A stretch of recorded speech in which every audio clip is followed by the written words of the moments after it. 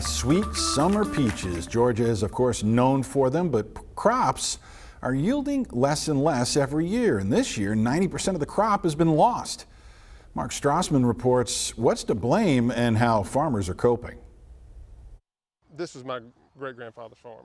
Lawton Pearson's family farm has grown peaches for more than a century, but this year's harvest, the worst in his lifetime. You've got peaches here, and that variety has nothing. Not one. Not a single peach.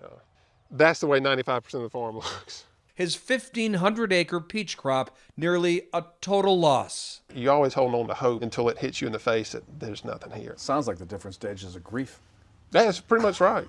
I mean, they all died. They're all my buddies. They all died, and now I got to deal with it. Pearson's losing an annual challenge. It's something called chill hours.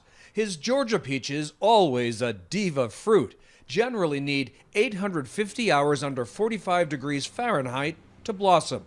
This year's crop, with climate change, about 700 chill hours. And why aren't you just willing to say, okay, it's a one-off? I'm hoping I can say that. I want to say that, but we are 20% off since 2016. A warm winter plus back-to-back devastating frosts that killed off the early blooms. Farm-to-table Georgia peaches, this year, forget it. At Atlanta's Silver Skillet restaurant, owner Teresa Breckenridge says the cost of fresh peaches has tripled.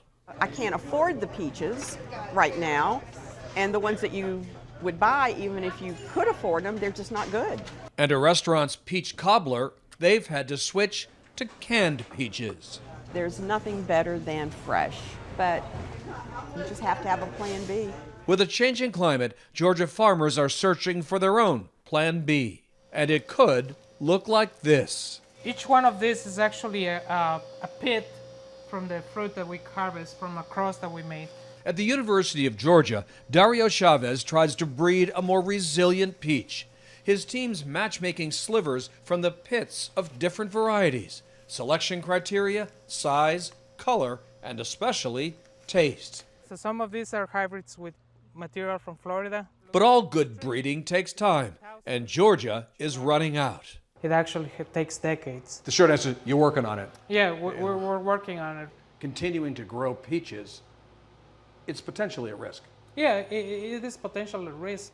You know, we can't adapt without new varieties. But the number one qualification to be a Georgia peach is how it eats. I don't care how pretty it is or how tough it is or if it's if it's bulletproof. If it doesn't eat well, I'm out of business either way. In all his unfruited trees, those were killed, but they didn't have the decency to fall off. They just sat there.